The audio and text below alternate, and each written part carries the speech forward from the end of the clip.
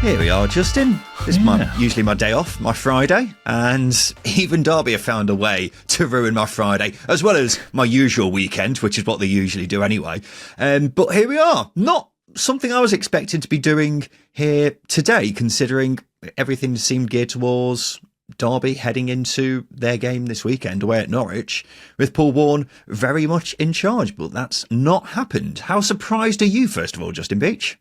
I am really, really surprised at the timing. The timing's the weird one. He did his press conference on Thursday, and there was no sort of inkling of this happening. I mean, why would there be? Yeah, because it seems, for all intents and purposes, that Derby were going to at least give Paul Warne the chance to have some new players off the back of this transfer window. So what on earth these new players are thinking now that they've come to a club where the manager's just been sacked must be very, very bizarre. But as we say, it is off the back of 7 league losses in a row, 8 if you count all competitions. And ultimately, Derby at the start of the season were 9-2 to be relegated, but their current form has seen them go to second favourite to get relegated at just over evens with our friends at SBK, which I think is a pretty good summary of why this has all gone so downhill so quickly for Derby County. We have got a statement from Derby. This is from the owner, David Clowes. He says, Paul is a man of great integrity and embodies the values we hold important at Derby County. No fan should ever forget his contribution in securing promotion to the Championship. I certainly won't. However, results in football dictate decisions, and we felt that to give us the best chance of retaining our Championship status, this was the right time to make a change. Paul goes with our thanks, gratitude and best wishes. He and his family will always be welcome at Pride Park. Justin, it's something we've been talking about for several weeks now because, of course, everyone knows our allegiances at this stage. We have been saying it is time for a change. And now that it's actually come, how are you feeling, ignoring the timing side of things? Yeah, ignoring the timing, I'm feeling quite relieved. I really am. I respect Paul Warne as a human being. I think he's a really nice guy and he has a lot of values I think most football managers could really, really benefit from. But I think on a tactical level, he just left me frustrated. And again, on a technical level as a coach, again, I was just very, very bothered by the lack of development over the past, I would say 2 years. So yeah, I'm feeling relieved. I think I'm feeling a little bit nervous as well because I worry a little bit about David Clowes and his ability to make that decision on the next head coach. I think critically, he fumbled one manager in Liam Rosenior. They had a gem at the palm of their feet, but they opted for someone who's a League One promotion guru, and that's what Paul Warne is. He's very, very good at getting out of League One, but they've already fumbled one big decision in casting Liam Rosenior off, which I think was a mistake in the long term, because I don't think Derby would be in this position now had it not been for that. I think they'd be in a much better position. But that's hindsight. But yeah, I think relief, but also nervousness. I worry about the decision at the very top of the club. Yeah, and when you had Liam Rosenior at the palm of their feet, whatever that means, then that's feet palms, classic. Then that says a lot. We'll talk more about who comes next in a bit, Justin. We won't get too carried away, but yeah, Derby have been really poor now for several weeks, haven't they? I think Paul Warne, in a way, had that start to the season where he had Derby sat in mid-table, caught a lot of people by surprise, and has almost delayed what I think a lot of Derby fans secretly wanted deep down, because I don't think many Derby fans in the fan base were that convinced by Paul Warne. And over time, things have started to deteriorate, and that's ultimately left with results deteriorating. And as we've been saying a lot recently, Derby don't seem to have any way of scoring unless it comes from a set piece or a cross. The tactics have been so one-dimensional, so Route 1 and so League 2. It's been really, really poor. And considering the talent they have got there, sure, it's probably one of the weaker squads in the Championship, but you would expect it to be a lot better than it has been recently. So a change has been needed. And to be honest, I've been surprised it's taken as long as it has done. But it's quite clear from the statement that I just read out that David Clowes, the owner, has a lot of respect for Paul Warne, particularly with what he did last season in getting Derby promoted. But in terms of championship level, we are talking about a manager here who has been relegated in 3 of his 3 seasons that he has had previously, prior to this season, of course. So, yeah, it's been one that's been warranted for quite some time, Justin, hasn't it? Yeah, it has. It has. I think I go back to the Leeds game at Adam Road where he conceded defeat before a ball was kicked. His game plan was to sit and suffer a little bit. That's what it felt like. And then him describing his team as was it a League One team with a cherry on top or something like that, which I thought was incredibly disrespectful not only to the club but the players he got his hands as well. And I understand where it was coming from, but there are some things you just don't say publicly, and that's one of them. You don't inspire confidence in your players. I think another thing as well with Paul Warne is he struggles with his own self-belief. And I think as a manager, you've got to be really stubborn with that. And I think, if he's struggling to really get across his own self-belief, then are your stakeholders going to be buying into that as well? Are your fans going to be confident? Your chairman might believe in you, but I think David Close is a little bit naive in that sense. In addition, are your players going to believe in you as well? So I think that's a big thing that Paul Warne really needs to grow. And I think once he does that, I think that might help him a little bit. But Championship, as we've discussed, is proving a step too far for him at the moment. Yeah, well, it's proved a step too far on too many occasions now, hasn't it? Because if Derby were to get relegated this season, this would be 4 seasons in a row where he's had some involvement at a club and they've all been relegated. So, unfortunately, I think the sad thing is that he's just proven to be out of his depth at this level. And while he did have a good start to this season, the proof is in the pudding. You look at where Derby are now. If things were to continue the way they were, Derby were going down without a doubt. And the fan frustration has been evident for quite some time, and it really boiled over in Derby's last game against Sheffield United, where, Sheffield United are obviously a good team, but when you've still got fans saying, Paul Warne, your football is shit, which was chanted at numerous points during that game, then surely the club have got to be looking at that and go, yeah, something needs to change here. So that's why it does seem a bit bizarre that they've decided to do it. What time is it now that we're recording this, Justin? We are recording this fresh off the back of this announcement, but it's just over 24 hours until they go to Norwich tomorrow. So, yeah, a bit strange. But yeah, Justin, let's talk about, and Derby. We've already spoken about whether it should have been done sooner or not. But where do they go next now? Because you look at how badly things have gone recently. They've spent a fair bit of money in the January window.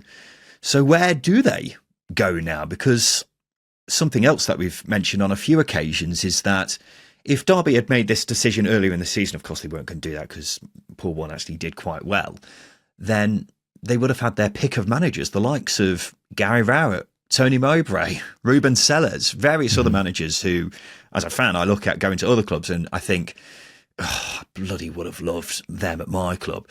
And now I'm looking around the place and I'm not really sure who's realistically available for Derby County. There aren't a huge host of names popping into mind for me. No, not for me either. The first name that popped into my head, and I sort of gulped when I said it, was Steven Gerrard, mainly because there's an opportunity there for Derby to complete that holy trinity of the 2006 team of Lampard, Rooney and Gerrard. We're a Peter Crouch away from really completing the set, but that was the first thing that popped into my head. But I think what Derby really need to nail down is what is their identity. I've heard Matt Hale, who's the head of youth development at the club, I've heard him speak openly about wanting to deploy a high pressing style of play amongst the youth squad and the academy players, and sort of develop that from on a technical perspective as well. I think Paul Warne sort of embodied some of that, but not on a technical level. Fitness wise, he was all about running, but again, it didn't really see that. But I think the club's really got to nail down its philosophy and its identity to go for that next manager, because you look at available managers now that. Yeah, I'm just going to throw Russell Martin and Steve Cooper in there. If you go for Russell Martin, that's a hell of a transition from Paul Warne to Russell Martin. But then if you go for Steve Cooper, that transition is a little bit easier. But again, you're stuck in that. Are they realistic, Justin? They're not realistic. I'm throwing these names out generally as a style of play embodiment, because they're the easiest examples I can give because they both got recent championship experience. I couldn't tell you what Steven Gerrard plays, but it's not entirely successful. But you've got, it really does depend on what Derby's identity is, and that's the thing that's hard to nail down. But what they need a firefighter. But unfortunately, I think we're in a time now where firefighters aren't exactly freely available. I think the last one you could have really gone for was Gary Rowett. Who else is there out there to go and get? So yeah, I think Derby need to nail down what they want that long-term appointments look like, because that's probably where they need to go. Someone like Steven Schumacher would have been a good choice as well, because he's got experience of getting promoted from League One. If you're going to throw that into the mix as well, I don't think Derby are in a position to attract the very best at the moment, which is it's frustrating, because the club's big, but it's not what it used to be. Well, I'm not sure they should be looking at a long-term thing, because I think the way things have gone recently, they just need someone who's going to make sure that they stay in the division this season. I think that's probably the route Derby will go down, because that's ultimately, look, they spent 2 seasons in League One. It was a massive effort getting back into the Championship, and they don't want that to go to waste after just 1 season. That would be a massive step back for this project that Derby are currently on. I think, look, Derby are a massive, massive club at this level. And of course, things have, even though they have spent 2 seasons in League One and the budget may not be as big as other clubs in the division, that has got to be taken into account. Having said that, I do think the budget will put some managers off, because you look at that and it's not as big as it once was, when they were spunking millions on random shithouses who weren't very good. So that will be an obstacle for Derby in who they get in next. And obviously their position in the table doesn't help things either. So I think you can rule out anyone along the lines of your Steve Coopers, your Russell Martins. I mean, Steve Cooper with his Forest links may not be the most popular appointment anyway, but I don't think Derby fans would exactly turn that down considering his pedigree. And then, as I say, no one else is really coming to mind for me in terms of actual possible appointments. I guess you've got your usual suspects, the likes of your Ryan Lowe's, who I think will just get linked with every Championship job for the foreseeable future. Maybe someone like Valerian Ishmael, perhaps. I don't really know just now. I don't know who's a plausible appointment for Derby at this very stage. That's what I mean. It's difficult. It's difficult to really pinpoint. Again, I think that's what I was alluding to earlier in terms of the decision making at the very top of the club. I do think budget is too simplistic a way to look at things, and because I don't think Derby will want a manager who wants a big budget. They need to operate in what they're what they're operating in. They need to get the very best out of the current squad, and that's the making of a manager. Can they overachieve? You look at Miro Muslic at Plymouth. The remit there. He overachieved in Belgium at the club. He was at Cercle Bruges. So therefore, I think he very much ticks a lot of boxes for Plymouth. And I think Derby need to find themselves in a similar position, but they also need to find someone who is really, really going to try and develop the squad that he's got. I think Paul Warne sided too often with players of experience. He wanted the know-how, and I think a lot of the misgivings over the transfer window, I think, is Paul Warne being a bit too picky. That would be my assumption. I don't think that would happen with other managers or other clubs, and I think Derby probably missed out on a few targets that way. But how that relates to the new manager coming in, they need someone who's going to come in and overachieve. And I do think they do need a long-term appointment, because I think the short-term appointment options, as you pointed out, they're not there. They're not there. They're really not. So yeah, it's a weird situation scenario Derby find themselves in. If they did this 6 weeks ago, they're in a much healthier position in terms of choice. They really were. But again, decision making really, really poor. So when you say Derby should look for a long-term appointment, are you saying, would you rather go for a manager who will probably take them down but give them the best chance of getting promoted next season from League One, or would you rather go for someone who gives them the best chance of staying up this season but isn't necessarily the best answer in the long term? Which would you prefer?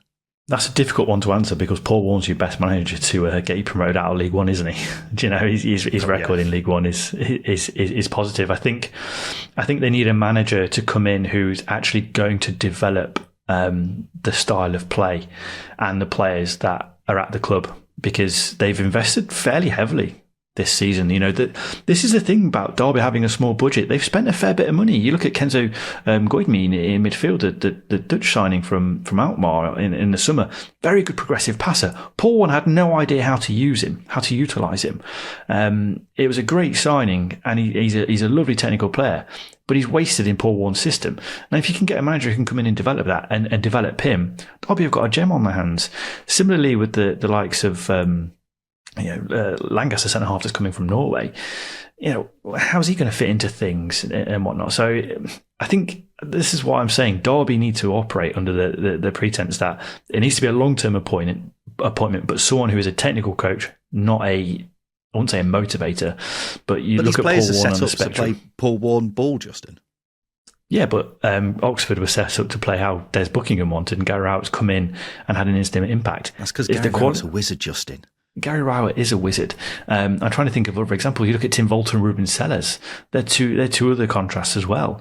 I think Sellers has been firefighting as well. I think you're picking bad examples here. I don't think Derby can go in there and start looking at someone who's going to be wanting to play tippy tappy for the lack of a better term. I'm not.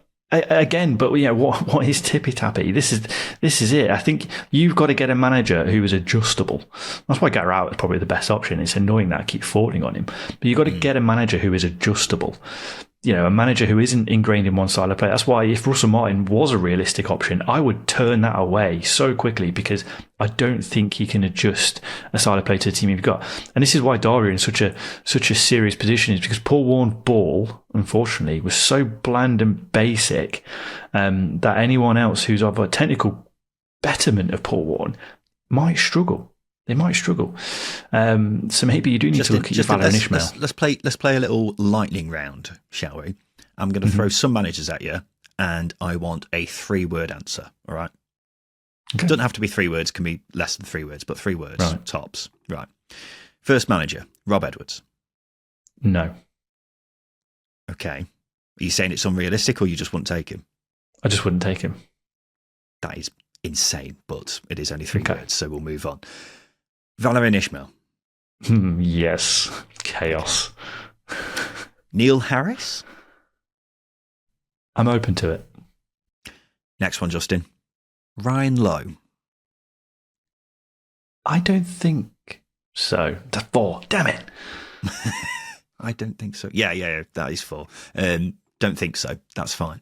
Do you mean don't think so as in you wouldn't want him, or you think that's not going to happen? I'm a bit nervous. with Ryan Lowe. I do rate him, but I just yeah. Sorry, that's more than 3. Sorry. Don't disrespect the game. This is a long, hardied game which has had loads of years of service. How about this one? Des Buckingham. Ooh, maybe. Okay. Wayne Rooney. Absolutely fucking not. I tell you what, though, I would not put it past Derby going back to an old flame, because I think that would be a very Derby thing to do. And the final one I'll throw at you, Neil Warnock. Get him on the phone. Yes, there we go. It was more than 3 words, but I'll let you off anyway, because that's what I wanted to hear. There we go, baby. But yeah, it's going to be really fascinating to see who Derby go for. We'll, of course, talk more about that on Sunday when hopefully we have a better idea of who Derby are looking at. But I think, Justin, the final thing that we'll round off this show with is kind of a retrospective of Paul Warne's era at Derby, because it is a bit of a strange one, I suppose, really, isn't it? While he wasn't particularly popular in the Championship era, and I think there's always been a level of uncertainty from fans or section of the fan base about how good a manager he actually is and whether he's the guy to take them forward. We are talking about a guy here who did achieve Derby's only promotion in the last, just trying to do the maths now, in the last 17 years it would have been, wouldn't it, when he got promoted last season. So with that being said, how do you think he'll look back upon? I think from a personal point of view, I sit there very frustrated that I don't think Derby have maximised their potential under Paul Warne. I think the playoffs, dropping out of the playoffs in his first half season, if you like, was poor, and no one really thinks or talks about that. And then the second season, didn't really have much of a skirmish with Portsmouth. Portsmouth ran away with it, the title that is, and Derby finished in second. I think again was an underachievement. So I look back at it and say I've been very disappointed by his reign, despite him achieving promotion. Maybe my expectations were too high. I think generally, people will look back on him and go, what a lovely man, what a lovely fella. You know, he came into the club at a really, really pivotal time. It's rebirth, if you like, and he guided the club back into the Championship. But I think the last 6 months have been really, really hard for Derby fans, and a lot of them have had to eventually accept something that they never wanted to accept, which was Paul Warne's not quite the manager for Derby County. Never was. I think that's a very fair assessment, Justin. Yeah, I think that's very fair indeed. But there we go, ladies and gents. This has been a reaction pod to the news that Derby County have sacked Paul Warne. As I say, we'll give more reaction to this on Sunday because there isn't many games happening this Sunday, so we may as well have a little dive back in, dip our foot back in again. But hopefully we will have more of an idea of what kind of route Derby are going down by that point. May even appoint a new manager before then. Who knows? But yeah, we'll see you again on Sunday. This has been the Second Tier Podcast. I've been Ryan Dilks. I've been Justin Peach. And a big thank you for listening.